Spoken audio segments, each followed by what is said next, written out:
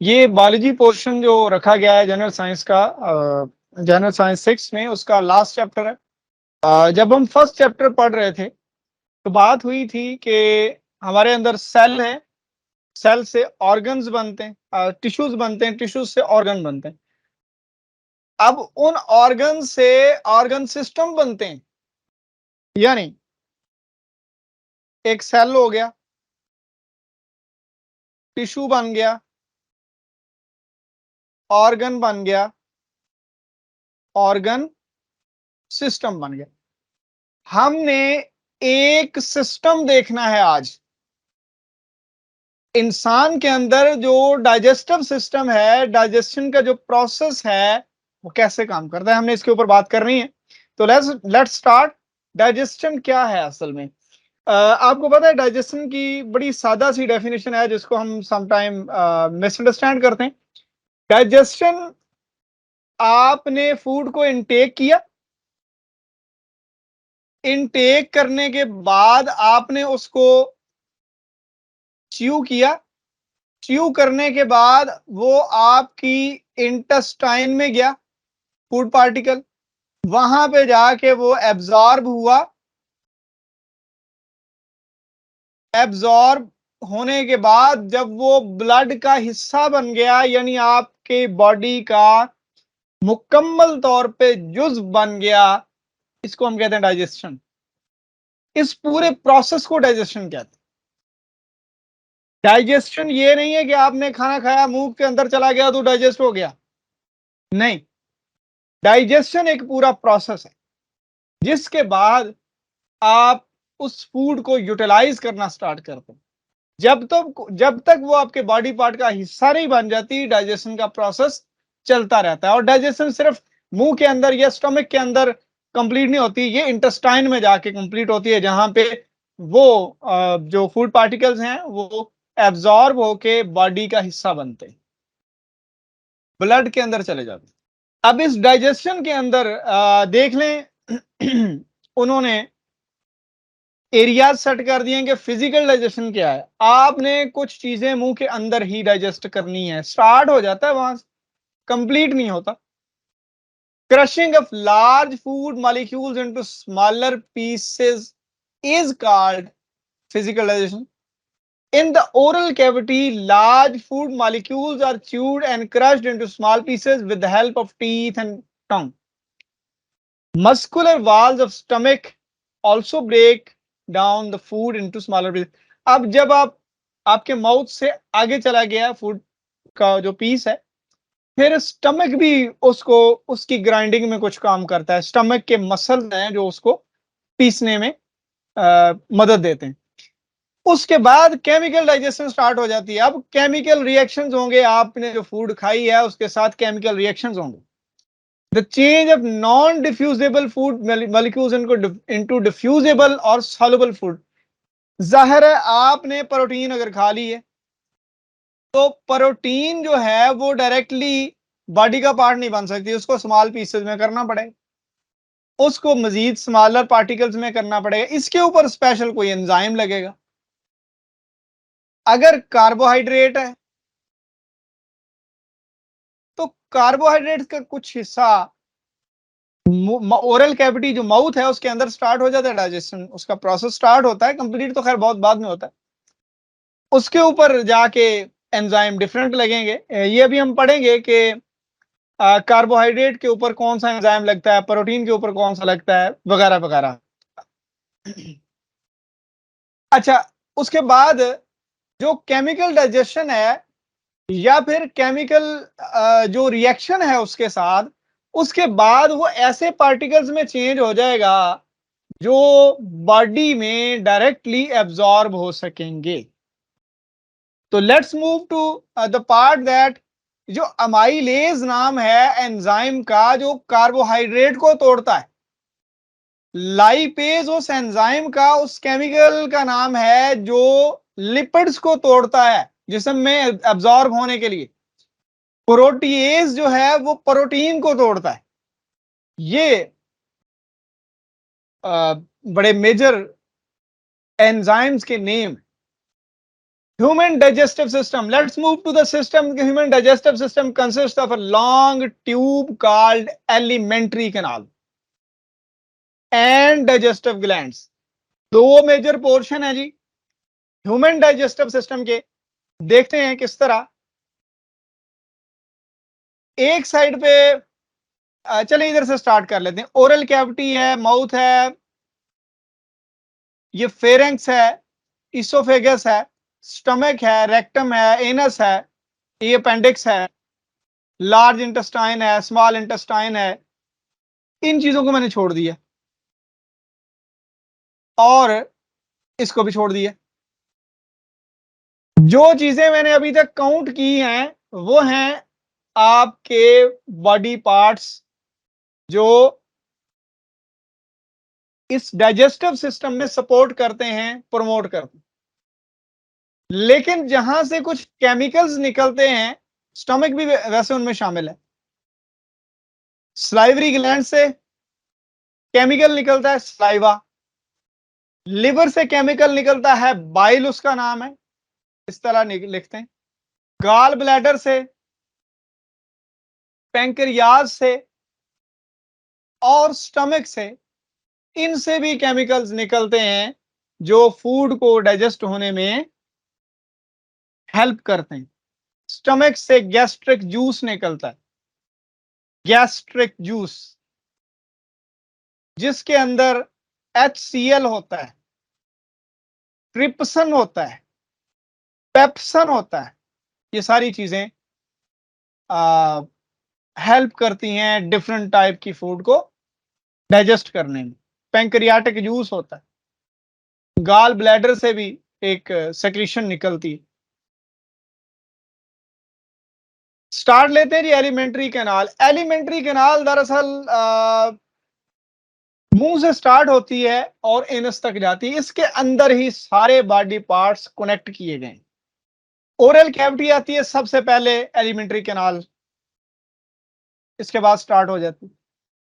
Mouth Leeds into oral cavity. Oral cavity 4 types के दांतों पे मुश्तमिल होती है. इंसाइजर्स हैं, कैनाइन्स हैं, प्री मोलर्स हैं एंड मोलर्स हैं. आपके माउथ के अंदर कंप्लीट जब हो जाए तो 32 टीथ होते हैं.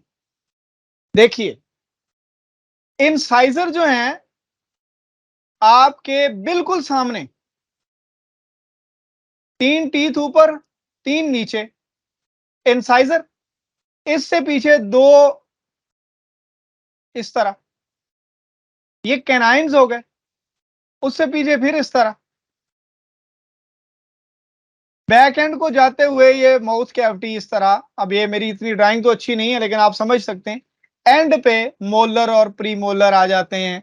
यानी 32 टीथ जो हैं वो 4 टाइप्स के दांतों पे मुश्तमिल होते हैं. इनमें डिफरेंट हैं, जो कुछ खुराक को पकड़ते हैं, कुछ पीसते हैं, कुछ जनाब इसको मजीद छोटे पीसेस में पीसते हैं वगैरह वगैरह. कुछ फ्लोर का काम करते हैं. फ्लोर जो है आपकी कैविटी होती है और उसके साथ जो टेस्ट बड्स होते हैं जुबान के ऊपर, वो टेस्ट का काम करते हैं वगैरह वगैरह. जो सलाइवरी ग्लैंड्स हैं वो सलाइवा सेक्रीट करते हैं, जो कि खुराक को एक तो नरम करते हैं और फिर खुराक के फूड के कुछ पार्टिकल्स को डाइजेस्ट करने में भी हेल्प करते हैं. उसके बाद आ जाता है जी इसोफेगस. अब सॉरी, अब ओरल कैविटी से बात आगे चली गई. इसोफेगस वो नाली है जो स्टमक तक जाती है. ओरल कैविटी से स्टमक तक जाने वाली ये इसोफेगस है. उसके बाद आपका ये स्टमक है. ये एक बैग शेप में होता है. इसकी वाल से लिक्विड सेक्रीट करते हैं गैस्ट्रिक जूस और हाइड्रोक्लोरिक एसिड और एंजाइम्स और वाटर इसके अंदर मौजूद होता है. मस्कुलर एक्शन इसका मिक्स करता है फूड को और اس کے اندر انزائمز اور ہائیڈروکلورک ایسڈ جو جرمز ہوتے ہیں فوڈ کے اندر ان کو کل کرتا اور بڑے بڑے پیسز کو مزید چھوٹے پیسز میں کنورٹ کرتا ہے. اسمال انٹسٹائن آپ کے سامنے نا یہ ایک اس کو کہتے ہیں ولس. یہ اسمال انٹسٹائن اگر آپ نے کسی اینیمل کی اوجڑی وغیرہ کا گھر میں اس کو پکا کے کھایا تو آپ یہ جو یوز کرتے ہیں ٹاول, ٹھیک ہے, اس کے اوپر نا یہ چھوٹی چھوٹی اس طرح کی ساختیں ہوتی دونوں سائڈوں, ٹھیک ہے. اب ایک سائڈ آپ سمجھ لیں کہ یہ اس کے اوپر پیسز ہیں. یہ انٹسٹائن کے اندر اس کا ایریا آف ایبزارپشن بڑھانے کے لیے قدرت نے یہ نظام فٹ کیا ہے کہ زیادہ سے زیادہ چیزوں کو وہ تھوڑے ایریا کے اندر جذب کر سکے, ٹھیک ہے. اس کے بعد آتی ہے لارج انٹسٹائن. اچھا, یہاں پہ اسمال انٹسٹائن میں بہت ساری جو فوڈ ہے وہ بلڈ ویسلز میں ڈائریکٹ ایبزارب ہو جاتی ہے. جو بچتی ہے اور کچھ جو پانی بچتا ہے اس کو لارج انٹسٹائن میں کسی حد تک جو ہے وہ ایبزارب کیا جاتا ہے اور جو بچ جاتا ہے اس کو تھرو اینس ریکٹم کے بعد اینس تک پہنچایا جاتا ہے جہاں سے اس کو خارج کر دیا جاتا ہے. اب بات کرتے ہیں ڈائجسٹو گلینڈز کی. Glands are special structures in living bodies which are concerned with secretion of specific substances in the body. salivary glands ہیں, gastric glands ہیں, liver ہے, pancreas ہے and digestive system ہے. آپ کو پتا ہے جسم کا سب سے بڑا گلینڈ لیور ہے. لیور ایک گلینڈ ہے. اس کے علاوہ اور بھی گلینڈز ہیں, پیچوٹری گلینڈ ہے اور ڈفرینٹ اور بھی ہارمونز جہاں سے گروتھ ہارمونز وغیرہ سیکریٹ ہوتے ہیں, وہ بھی آرگن, لیکن وہ بھی گلینڈز ہیں, لیکن چونکہ وہ ڈائجسٹو سسٹم کے ساتھ نہیں ہے تو وہ یہاں پہ نہیں لکھے ہوئے.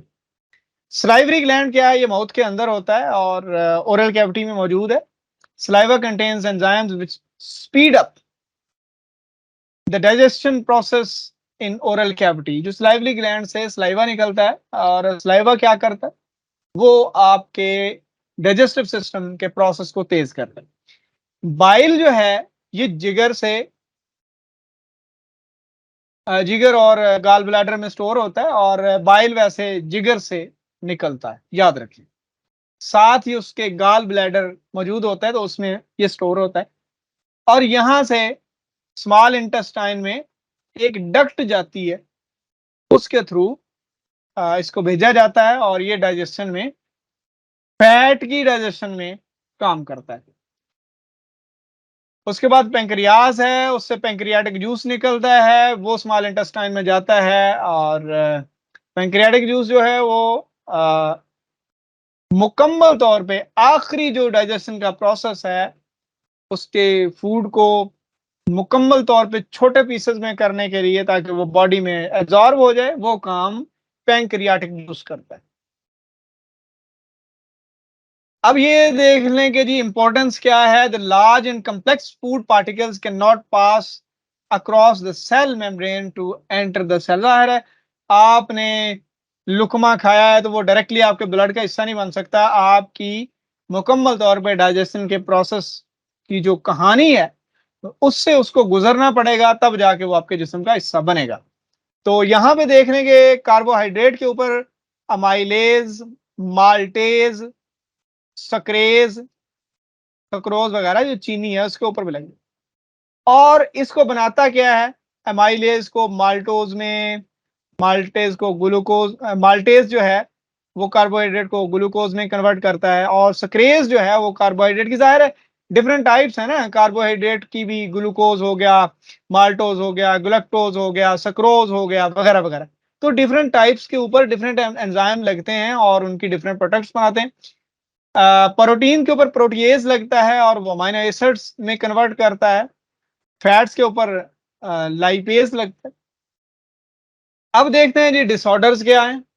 چونکہ یہ ڈس آرڈر ہمیں بتائے گئے ہیں، یہ وہ والے ڈس آرڈرز ہیں جو نارملی ہمیں ہوتے ہیں، کیونکہ ہم نے خوراک کو نارمل انداز میں کھانا نہیں ہوتا، یہ مسائل ہمیں زیادہ ہوتے ہیں، تو ان سے بچنا بھی ساتھ ہی لکھا ہوگا کہ کیسے بچنا ہے، اور اگر یہ مسئلہ بن جائے تو اس کا سولوشن کیا ہے؟ ڈائریا۔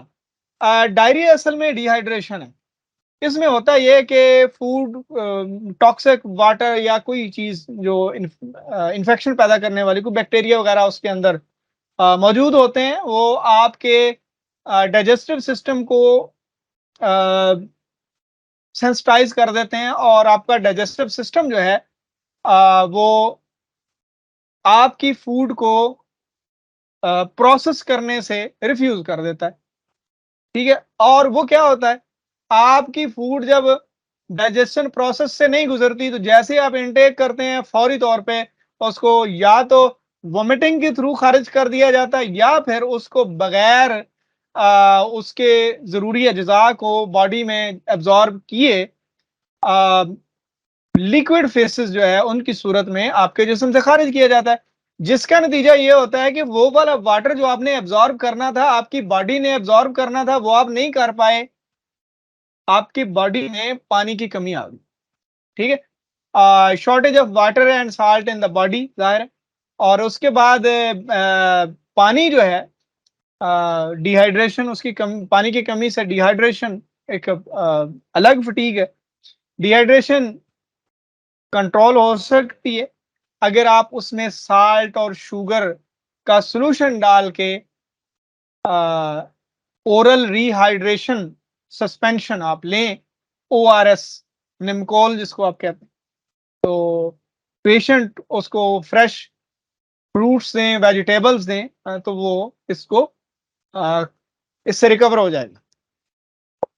اب اس کا الٹ ہے جی کنسٹیپیشن۔